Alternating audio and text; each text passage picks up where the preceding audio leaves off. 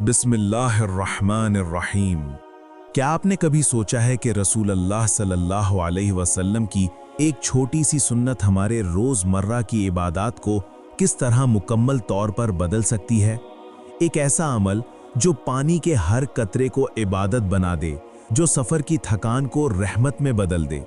मेरे प्यारे भाइयों और बहनों, अस्सलामु अलैकुम वरहमतुल्लाहि वबरकातुहू। आज हम सीखेंगे सही बुखारी की वो कीमती हदीस जो हमें सिखाती है नबी पाक सल्लल्लाहु अलैहि वसल्लम की रहमत भरी रहनुमाई, सफ़र में इबादत का सही तरीक़ा और वज़ू की बरकतों के राज। ये कहानी है हज़रत उसामा बिन ज़ैद रदियल्लाहु अन्हुमा की ज़बानी एक यादगार सफ़र की, जब रसूल अल्लाह सल्लल्लाहु अलैहि वसल्लम अरफात से लौट रहे थे। रास्ते में एक घाटी में आप सल्लल्लाहु अलैहि वसल्लम ने क़ज़ाए हाजत फरमाई, फिर वज़ू फरमाया। लेकिन ख़ास बात यह है कि आप सल्लल्लाहु अलैहि वसल्लम ने उस वक्त पूरा वज़ू नहीं किया। हज़रत उसामा रदियल्लाहु अन्हु ने पूछा, या रसूल अल्लाह, क्या नमाज का वक्त हो रहा है? आपका जवाब था, नमाज तो आगे जाके पढ़ेंगे। फिर जब मुज़दलिफ़ा पहुंचे तो क्या हुआ? आप सल्लल्लाहु अलैहि वसल्लम ने उतरकर पूरा वज़ू फरमाया, हर उज़्व को 3-3 बार धोया। फिर मग़रिब की अज़ान हुई, नमाज पढ़ी गई। उसके बाद हर मुसाफिर ने अपने ऊँट आराम से बिठा लिए। फिर इशा की अज़ान हुई और नमाज अदा की गई, और दोनों नमाजों के दरमियान कोई नफली नमाज नहीं पढ़ी गई। क्यों? क्योंकि पहला वज़ू सिर्फ तहारत के लिए था, जबकि दूसरा वज़ू नमाज के लिए। और नबी पाक सल्लल्लाहु अलैहि वसल्लम ने हमें सिखाया कि हर काम का एक वक्त, एक हिकमत होती है।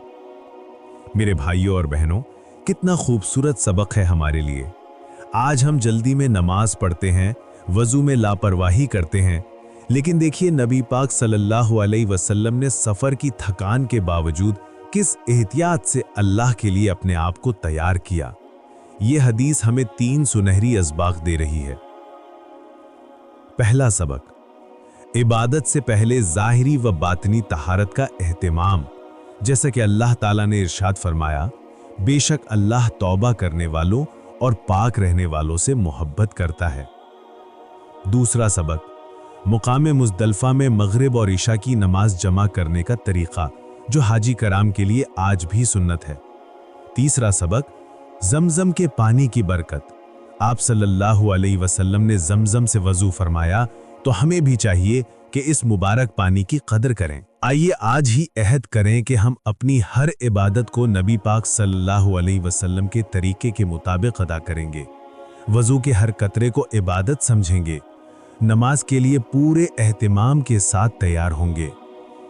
ए अल्लाह, हमें सुन्नत नबवी सल्लल्लाहु अलैहि वसल्लम पर चलने की तौफीक अता फरमा, हमारी इबादत को कबूल फरमा, हमारे वज़ू के हर कतरे को हमारे गुनाहों के मिटाने का ज़रिया बना, और हमें आखिरत में नबी पाक सल्लल्लाहु अलैहि वसल्लम की शफ़ाअत नसीब फरमा।